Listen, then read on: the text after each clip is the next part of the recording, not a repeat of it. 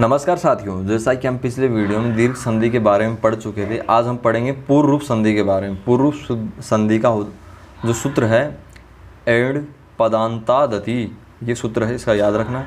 ठीक है, तो एड पदांतादति।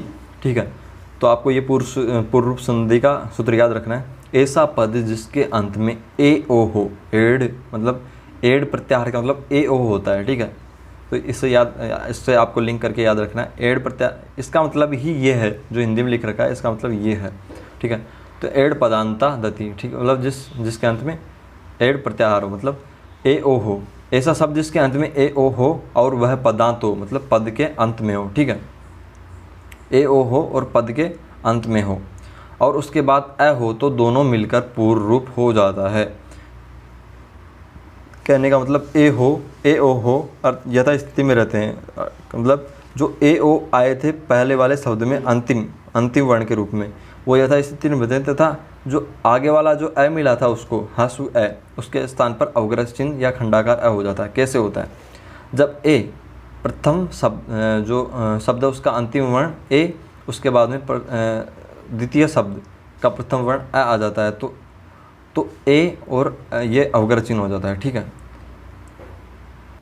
तो उदाहरणों से समझ में आएगा। तो हरे प्लस अव्यय, तो ए के बाद में ए आ गया, मतलब ए ओ के बाद में ए आ जाए। ठीक है, तो क्योंकि हमने यहाँ पे परिभाषा में पढ़ा था कि ऐसा पद इसके अंत में, ऐसा यह शब्द इसके अंत में ए ओ हो और मतलब वह पदांत हो, मतलब पद के अंत में हो, उसके बाद शब्द ए आए तो दोनों मिलकर पूर्ण रूप हो जाता है। मतलब पहले जैसा रूप रहता है, लेकिन ए जो अवग्रह ए है उसके स्थान पर अवग्रह चिन्ह हो जाता है। ठीक है, तो ए मिलते हैं तो ए अवग्रह चिन्ह हो जाता है। ठीक है, इस तरीके से ए और ए मिले तो अवग्रह चिन्ह हो जाएगा ए की जगह सीधा, ग्रामयापी वनयापी। ठीक है, इस तरीके से ओ के बाद में भी ए आता है तो अवग्रह चिन्ह हो जाता है, तो लोको अयम हो गया। ठीक है, विष्णु हो गया। ठीक है, क्योंकि ए के स्थान पर अवग्रह चिन्ह हो गया।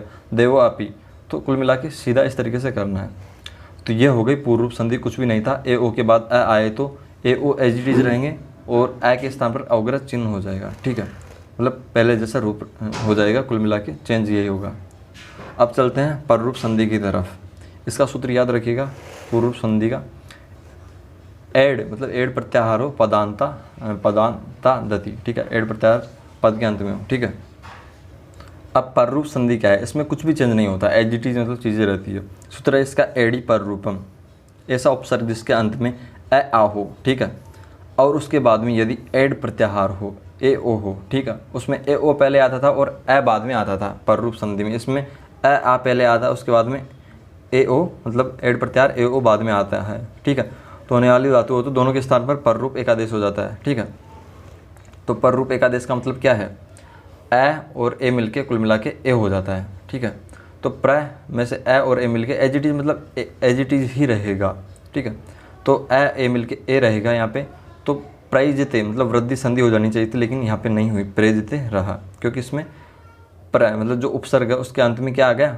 आ गया। ठीक है, और जो यहाँ पे ए और ओ आ गया, एड प्रत्याहार आ गया। ठीक है, तो उपसर्ग है और एड प्रत्याहार है, इसकी वजह से ये चीज़ फोकस करनी है। इस तरीके से उपोस्ति में उपसर्ग है, ए अंत में आ रहा है और ओ बाद में आ रहा है, तो इसमें भी एज इट इज रहेगा।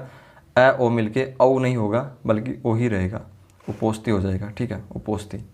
इस तरीके से दीर्घ संधि के जो भी अपवाद वो पररूप संधि के उदाहरण है। मनस प्लस ईसा, इसमें स का इत संज्ञा के लोप हो जाएगा। ए और ई मतलब कुल मिला के ये दीर्घ संधि के सभी अपवाद है।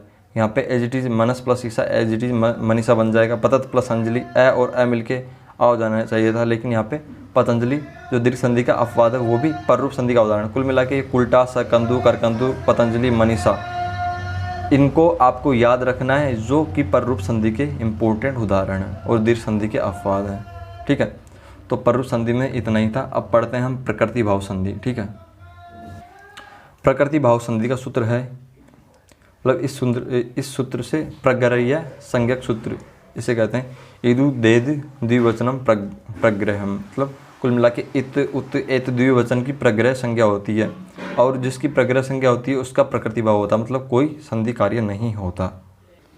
ये ज़्यादा संधि इम्पोर्टेंट नहीं है, क्योंकि रीट के पाठ्यक्रम के अनुसार मतलब इसके कुछ ही उदाहरण इम्पोर्टेंट है, जैसे कि मतलब कुल मिला के प्रज्ञ संज्ञा मतलब कोई चेंज नहीं होता। जैसे कि हरि द्विवचन है, ठीक है, तो इसमें कोई चेंज नहीं होगा, हरि ये तो हो जाएगा। इस तरीके से विष्णु मतलब इत हो गया यहाँ पे, मतलब ई तक की संज्ञा हो गई, मतलब यहाँ पे ई हो गया, ठीक है। इस तरीके से विष्णु इमौ, इसमें भी कोई चेंज नहीं होगा क्योंकि विष्णु द्विवचन यहाँ पे बड़ी हो की मात्रा हो गई। विष्णु मतलब विष्णु प्लस इमौ की जगह विष्णु इमौ हो जाएगा। इस तरीके से गंगे प्लस अमु, ये 3-4 उदाहरण इंपॉर्टेंट है, याद रखना है। गंगे प्लस अमु तो इसका सीधा हो जाएगा गंगे अमु। इस तरीके से विष्णु प्लस इति तो इसका सीधा हो जाएगा विष्णु इति। इस तरीके से अहो प्लस ईसा, अहो ईसा। तो इन उदाहरणों को याद रखना, प्रकृति भाव संधि इनमें होती है। तो स्वर संधि का लगभग टॉपिक हमारा लगभग कंप्लीट हो चुका है। तो नेक्स्ट वीडियो हम व्यंजन संधि से स्टार्ट करेंगे। तो वीडियो को यहाँ तक देखने के लिए धन्यवाद। अगर आपको जानकारी अच्छी लगी है तो आप चैनल के साथ बने रहने के लिए आप इसको सब्सक्राइब कर सकते हैं। ठीक है, धन्यवाद।